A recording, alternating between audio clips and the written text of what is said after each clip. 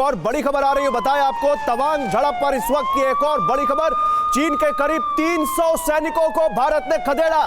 300 सैनिक, देखिए चीन की घुसपैठ को भारत ने मुंहतोड़ जवाब दिया है। चीन के करीब 300 सैनिकों को भारत ने खदेड़ा है। 9 और 11 2 दिन भारत और चीन के सैनिकों के बीच झड़प हुई है। तवांग झड़प पर इस वक्त की बहुत बड़ी खबर।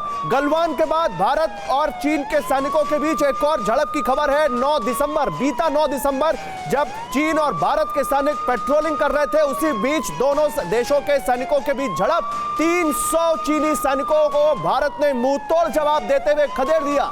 300 सैनिक, सोचिए भारत ने 300 सैनिकों को मुंहतोड़ जवाब दिया। भारतीय सैनिकों ने चीन के करीब 300 सैनिक जो भारतीय सैनिकों से झड़प कर रहे थे उनको खदेड़ा। भारत ने मुंहतोड़ जवाब दिया। गलवान की तरह यहां भी भारतीय सैनिकों ने अपना दम दिखाया और चीनी सैनिकों को पीछे हटना पड़ा, मजबूर होना पड़ा। तवांग में, अरुणाचल के तवांग के यांगसे में इससे पहले भी चीन की तरफ से घुसपैठ की कोशिशें होती रही हैं और एक बार फिर वो घुसपैठ की कोशिश झड़प हुई है और उसके बाद भारत ने पीछे खदेड़ा है। हमारे साथ आशीष नहीं है, हमारे साथ अगर जनरल अस्थाना हो, जनरल अस्थाना, ये इसकी इंटेंसिटी कितनी समझ में आती है आपको अगर 300 सैनिकों को भारत ने खदेड़ा है? देखिए, जैसा कि आप बता रहे हैं, अगर 300 सैनिकों को खदेड़ा है तो इसका मतलब है कि जो बीच में जो झड़प हुई है ये काफी बड़े स्तर की झड़प है। और उसमें लेकिन क्योंकि 9 तारीख के बाद में 3 दिन के बाद एक बैठक भी हो चुकी है, तो मुझे नहीं लगता कि इसको अभी और ज्यादा बढ़ना चाहिए। लेकिन थोड़ा मैं आपको ये बता दूं, मैं यांगसे में कंपनी कमांडर रह चुका हूं जी। यांगसे का जो इलाका है वो अलग थलग इलाका है थोड़ा, और उससे जो यांगसे के इलाके से बाकी के जो पोस्टें हैं वो काफी दूर पे पड़ती हैं। और उस इलाके में जब भी पेट्रोलिंग के लिए जाते हैं, उस इलाके में दोनों साइड से पेट्रोलिंग होती है और वही इलाका है जहां पर एलएसी की परसेप्शन दोनों की ओवरलैप करती है। यानी कि यांगसे के आगे के इलाके को हम भी अपना मानते हैं और वो लोग भी अपना मानते हैं और दोनों ही साइड पेट्रोलिंग करते हैं। और जब भी वो लोग आते हैं वो अपने कुछ टेल साइन छोड़ जाते हैं, जैसे कि खाने के पैकेट या ये बताने के लिए कि भाई ये हमारा है।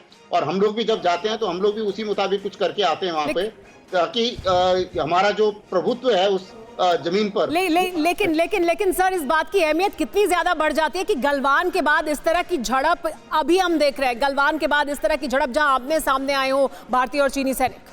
हाँ, जाहिर है कि ये कोई अच्छी न्यूज तो नहीं है, और इसीलिए ये देखना पड़ेगा कि इसके बाद पैटर्न क्या बनता है। क्योंकि अगर ये और रिपीट होती हैं ये चीजें, तो फिर इसका मतलब थोड़ा सा जो भारतीय सेना है तैयार हमेशा है और हमेशा रहेगी।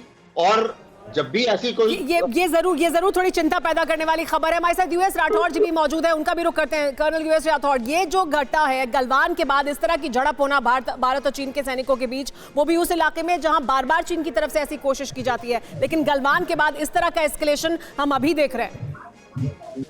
देखिए, गलवान की झड़प को चीन बहुत प्रभुत्व देता है, महत्व देता है। आप उनकी कम्युनिस्ट पार्टी की मीटिंग देखें जिसमें शी जिनपिंग अगले 5 साल के लिए चुने गए थे, वहां गलवान के हीरो को बुलाया गया था। और इस दिसंबर में इस झड़प को होना और 2 दिन में 2 बार होना, 300 लोगों को आना, ये दिखाता है कहीं ना कहीं वो चाहते हैं कि जैसे हमें ईस्टर्न लद्दाख में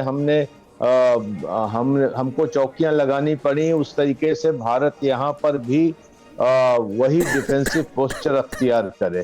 मेरा भय सिर्फ इस बात का है कि जो एलएसी में बिना हथियार के अभी तक पेट्रोलिंग हो रही थी, ये कहीं ना कहीं भविष्य में ये बदल न जाए और ये एलएसी भी उतनी लाइव ना हो जाए जितनी लाइन ऑफ कंट्रोल है। कर्नल राठौर, जैसा आप बता रहे हैं सर, सबसे बड़ी चिंता की बात तो ये है कि पहले 9 दिसंबर को इस तरह की झड़प होती है और फिर 11 दिसंबर को इस तरह की झड़प होती है। आप ये कह रहे हैं कि अगर ये बिना हथियार के इस तरह से ही भारतीय एलएसी पर तैनात रहते हैं जवान, तो स्थितियां और ज्यादा विकट होगी। लेकिन ये जो बैक टू बैक झड़प हुई है, ये बहुत ज्यादा चिंता के लिहाज से कैसे आप देखते हैं? देखिए, जो 9 दिसंबर की झड़प हुई है वो हो सकती पेट्रोल के बीच हुई हो, लेकिन 300 सैनिकों का आना दिखाता है कम से कम वो 3 कंपनियां लेकर के आए थे। तो वो जहां भी झड़प कर रहे हैं वहां वो अपने पीछे रीइंफोर्समेंट का भी बंदोबस्त करके बैठे हैं। तो ये कोई ऑन द स्पॉट झड़प नहीं है, ये कोई जूनियर लीडर्स के बीच में कहा सुनी की झड़प नहीं है। चीन इसको बहुत सुनियोजित तरीके से अंजाम दे रहा है और वो चाहता है कि जिस तरीके की हमने यहाँ पर लद्दाख में पोजीशंस ली हैं वही पोजीशंस हमें लेनी पड़े, जिससे हमारे ट्रुप्स वहां भी नहीं तो टाई डाउन कर्नल हो जाए। राठौड़, जल्दी से मैं जानना चाहता हूं, अगर 300 सैनिकों को भारत ने खदेड़ा है तो पहली बात भारत के सैनिकों का दम इसमें दिखता है। दूसरा, क्योंकि कोई कोर कमांडर लेवल पर बात नहीं है हुई है, लोकल कमांडर लेवल पर बातचीत हुई है और उसके बाद ये मामला सुलझा लिया गया है। क्या आपको लगता है ये मामला सुलझ जाएगा या आगे भी हमें और देखने को मिलेगा, क्योंकि 11 तारीख को फिर एक और छोटी झड़प दिखती है?